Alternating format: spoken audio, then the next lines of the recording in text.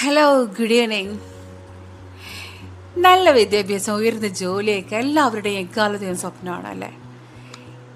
ഇപ്പോഴാണെങ്കിൽ ഒരുവിധം വിദ്യാഭ്യാസം നേടി എല്ലാവരും വിദേശങ്ങളിലേക്ക് നല്ല ജോലി അന്വേഷിച്ച് ചേക്കേറുന്ന ഒരു സ്ഥിതിയാണുള്ളത്.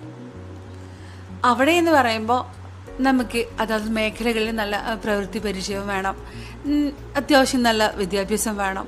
ഇതിൻ്റെയൊക്കെ അടിസ്ഥാനത്തിലാണ് നമുക്ക് വിദേശങ്ങളിൽ നമുക്ക് ജോലി ലഭിക്കുക. നമ്മുടെ ഈ കൊച്ചു കേരളത്തിൽ ഇതുപോലെ എല്ലാവരും ഇവിടുന്ന് അന്യദേശങ്ങളിലേക്ക് ചേക്കേറുമ്പോൾ നമ്മുടെ ഈ കൊച്ചു കേരളത്തിലേക്ക് നമുക്ക് അത്യാവശ്യമായിട്ട് കുറച്ച് വിദേശീയരുടെ ആവശ്യമുണ്ട്. എന്ന് പറഞ്ഞാൽ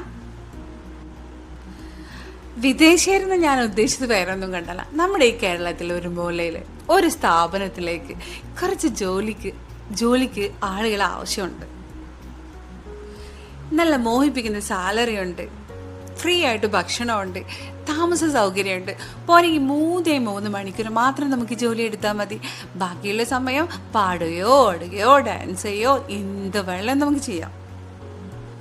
ഒരേ ഒരു ഡിമാൻഡ് മാത്രമേ ഉള്ളൂ, വേറെ ഒരു യോഗ്യതയും ഇവിടെ നോക്കുന്നില്ല. എന്താന്ന് വെച്ചാൽ ഒരു സായിപ്പന്മാരെ പോലെ സ്കിന്ന് പള വെളുത്തും മിനുങ്ങിയിരിക്കണം.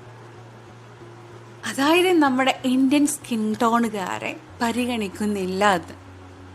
അപ്പോൾ ഞാൻ പറഞ്ഞത് എന്താന്ന് നിങ്ങൾക്ക് മനസ്സിലായി കാണുമല്ലോ.